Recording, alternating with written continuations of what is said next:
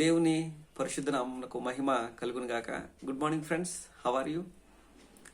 దేవుని మాట ఈ ఉదయకాలాన్ని మనం చూసినట్లయితే యెషయా గ్రంథం 53వ అధ్యాయంలో 6వ వచనం మనం ఒకసారి చూసినట్లయితే, లేదా 8వ వచనం ఒకసారి చూద్దాం. 8, 9 వచనాలు మనం చూసినట్లయితే, అన్యాయపు తీర్పు నొందిన వాడై అతడు కొనుపోబడెను, అతడు నా జనుల అతిక్రమమును బట్టి మొత్తబడెను కదా. సజీవుల భూమిలో నుండి అతడు కొట్టివేయబడెను, అయినను అతని తరుము వారిలో ఈ సంగతి ఆలోచించిన వారు ఎవరు? అతడు మరణమైనప్పుడు భక్తిహీనులతో అతనికి సమాధి నియమింపబడెను, ధనవంతుని యొద్ద అతడు ఉంచబడెను. నిశ్చయముగా అతడు అన్యాయం ఏమీ చేయలేదు, అతని నోట ఏ కపటమును లేదు. ఏంటండి? అన్యాయపు తీర్పు నొందిన వాడే అతడు కొనుపోబడెను. అంతే కదండి. అన్యాయం, అక్రమం, నువ్వు నేను కూడా చేసే అన్యాయానికి కావచ్చు, అక్రమాల గురించి కావచ్చు, ఎవరు బలవుతారంటే ఇతరులు బలవుతారు. ఏమ్మా, నువ్వు చేసే అన్యాయం, నువ్వు చేసే న్యాయం లేని పనిని బట్టి, ఇతరుల తల మీద చేయి పెట్టి, ఇతరులను నువ్వు చేసే పనులు బట్టి వారు అన్యాయం అయిపోయి వారు ఏమవుతారంటే మరణించే పరిస్థితి, వారు దిక్కుతోచని పరిస్థితికి చేరబడతారు. కానీ ఒక నీతిమంతుడు ఉన్నాడు. ఆ నీతిమంతుడు ఏం చేశాడంటే, నా పాపాల గురించి అతడు వ్యసనాక్రాంతుడిగా మారిపోయాడు. అన్యాయం చేయబడిన వాడిగా, మొత్తబడిన వాడిగా అయిపోయాడంట. ఏంటంటే, అన్యాయపు తీర్పు నొందిన వాడే అతడు కొనిపోబడిను. ఆ రోజు గెస్సమనే తోటలో క్రీస్తును పట్టుకొని ఈడ్చుకొని వెళ్ళిపోయి, ఏమండి, రోమా సైనికులు ఆయన్ని ఎన్ని చిత్రవదలు పెట్టగలరు అన్ని చిత్రవదలు పెట్టి నా పాపాన్ని ఆయన శరీరం మీద అతిక్రమ క్రియలను ఆయన మీద మోపారు. మనం ఆయన్ని ఏ విధంగా చూస్తున్నామంటే, ఆయన శక్తిహీనుడిగా మనం కొంతమంది ఈ లోకంలో ఆయన భావిస్తున్నారు. కానీ ప్రధానంగా మనం నమ్మాల్సింది నా పాపాలను మోయడానికే, నా పాపాలను ఆయన భరించడానికి ఈ లోకంలోకి వచ్చారు. ఆ రోజు ఉన్న యూదులు ఆయన ప్రత్యక్షమైంది వారి గురించి లోక జనం యేసుక్రీస్తు అందరికీ ప్రభు. ఆ రోజు తన సొంత జనాంగమే యేసుక్రీస్తుని యాక్సెప్ట్ చేయలేదండి. ఏమన్నారంటే, పైపెచ్చు సిలువ వేయండి. ఎందుకు సిలువ వేయాలయ్యా? యేసుక్రీస్తుని ఎందుకు సిలువ వేయాలి? ఆయన మీకు ఏం ద్రోహం చేశాడు, ఏ అన్యాయం చేశాడు అంటే వారి దగ్గర సమాధానం లేదు. ఎందుకు అంటే, వారి మతాన్ని కాపాడుకుని, వారి మతాన్ని ఉద్ధరించుకోవడానికి.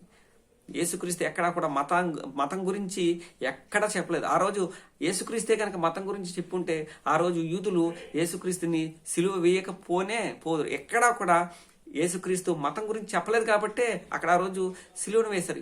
పైపిచ్చి ఇక్కడ ఉన్న వాళ్ళకి ఏమనుకుంటారంటే, యేసుక్రీస్తు మతం గురించి చెప్తున్నాడండి, యేసుక్రీస్తు మతం అండి అని చెప్పి కొంతమంది అంటారు. నాకేంటో అర్థం అవుతుంది.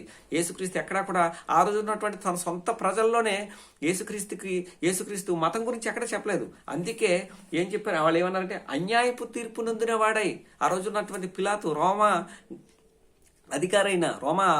గవర్నర్ అయిన పిలాతు దగ్గరికి తీసుకొచ్చినప్పుడు ఆయన అన్యాయపు తీర్పు నొందాడు. కారణం ఏంటంటే, ఆయన ఎక్కడా కూడా మతం గురించి ప్రస్తావించలేదు కాబట్టి.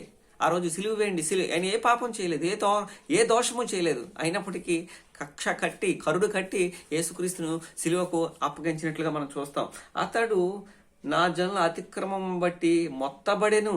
నా జనుల అతిక్రమం. ఆ రోజు ఉన్నటువంటి యూదులు, ఆ రోజు ఉన్నటువంటి ప్రజలు, ఆ రోజు అక్కడ ఉన్న అన్యజనులు అందరికి యేసుక్రీస్తు ఎవరో ఒకరికి, లేదా ఏదో ఒక ప్రాంతానికో, ఏదో ఒక దేశానికో, ఏదో ఒక ఖండానికో పరిమితం అయిపోయిన దేవుడు కాదండి. అందరి పాపాలని క్షమించడానికి ఈ లోకానికి వచ్చిన యుగ పురుషుడైన, సక్క పురుషుడు, కారణ జన్ముడైన నా పాపాలను క్షమించడానికి ఈ లోకంలోకి వచ్చారు. ఇది వాస్తవం.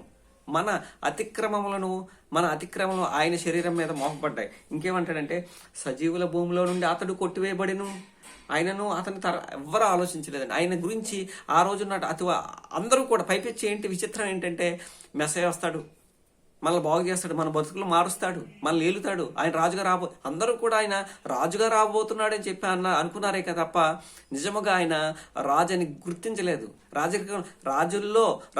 రాజుల కుటుంబంలోంచి వస్తారేమో అనుకున్నారే కానీ వారు నిజమైన రాజు, వారితో తోడుగా ఉండే రాజు అని వారు గుర్తెరగక పోగా పైపిచ్చి ఏం చేశారంటే, అతన్ని అతడు మరణమైనప్పుడు భక్తిహీనులతో అతనికి సమాధి నియమించబడెను.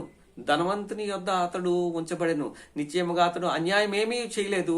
అతని నోట ఏ కపటమును లేదు. ఏమంటే మంచిని అర్థం చేసుకున్నట్లుగా మంచిని అర్థం చేసుకోరు, కానీ చెడును మాత్రం చక్కగా అర్థం చేసుకొని దానికి అట్రైపోయి దాంట్లో ఆ చెడులో మునిగిపోయి మంచిని ద్వేషించేవారు ఈ రోజు లేకపోలేదా? ఆ రోజు ఏం చెప్తున్నాడంటే యెషయా గ్రంథకర్త యేసుక్రీస్తు రాబోతున్నాడు, మెస్సయ్య రాబోతున్నాడని దాదాపు 8 సంవత్సరాలకు మునుపే ప్రవచిస్తున్నాడు. ఆయన ఏ అన్యాయము చేయడు, ఏ పాపము చేయనప్పటికీ నా పాపాల నిమిత్తం ఆయన మరణిస్తాడు. నీకు నాకు ఏమిస్తాడంటే ఆయన మనకి రక్షను. అతడు తను తానే అపరాధ పరిహారార్థ బలిగా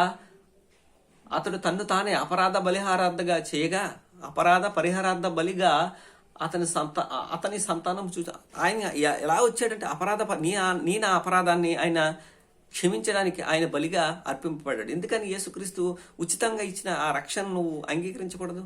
నా అపరాధాలని క్షమించేవారు ఎవరున్నారండి? ప్రాణంగా ప్రేమించే దేవుడు ఆయన కాక ఇంకెవరున్నారు చెప్పండి?